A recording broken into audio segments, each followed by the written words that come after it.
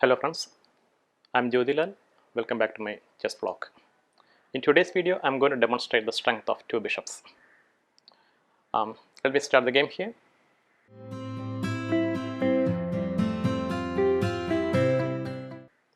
White played e4, e5, knight c3, knight c6, knight f3, g6, d4, e into d4, knight into d4, bishop g7, bishop e3, knight g e7, bishop c4, d6,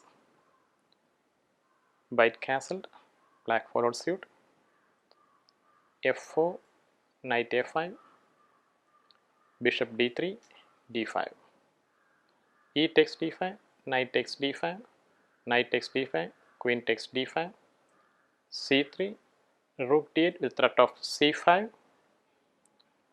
queen c2, knight c4, bishop takes c4, queen takes c4.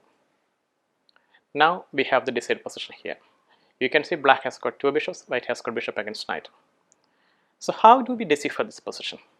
What are the important steps to be followed when you have the bishop pair? The first point note is that deprive the opponent's knight or knights of the central operation bases. Second, you have to identify your unopposed bishop and play along the color of the unopposed bishop mainly. Third point is open the position and play a completely open game, play on both sides of the board simultaneously using the strength of your two bishops. Then we have two more concepts, but they are not so important. That is, press the knight back into an unfavorable square and restrict the opponent's lone bishop if possible. But both these points require careful pawn moves, so it is rather risky. So let us apply the principle here. White has got a centrally placed knight, it has to be driven away from the central outpost. So after queen c4, white played queen f2, and now the first move in the correct direction, black is driving the white's knight away from the center. Knight f3, now threat is bishop into c5, so b6. Knight e5, queen back to e6, queen f3,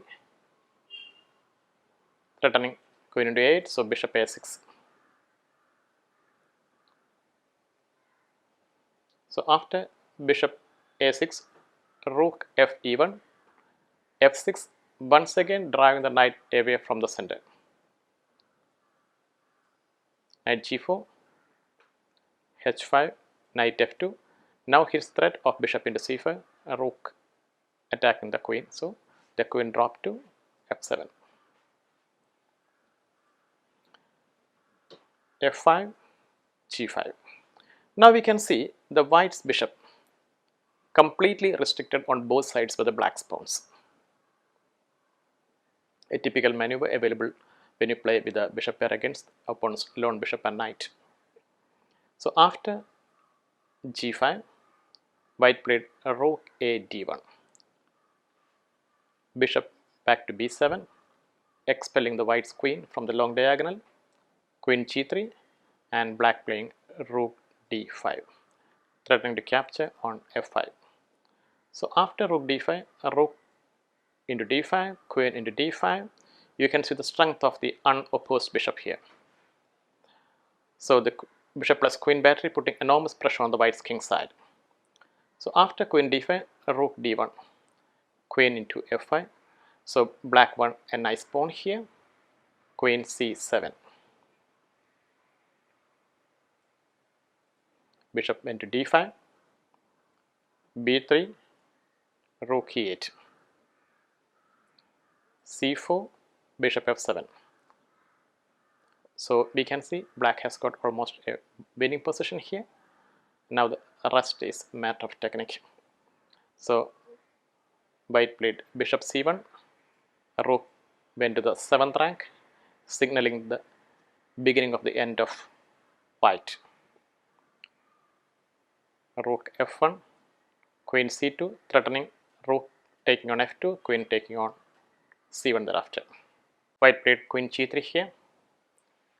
Black took yet another pawn, queen into a2, queen b8, h check, king h7, queen back to g3, and bishop g6, h4, g4, knight d3, and after queen b3, white simply played queen c7 and surrendered after queen into d3. So in this game we have seen the clear demonstration of the strength of two bishops. So before ending this game, let me revise the basic principles when you play with the bishop pair. First of all, deprive the opponent's knight or knights of the central operation base. Second, identify your unopposed bishop and play along the color of the unopposed bishop.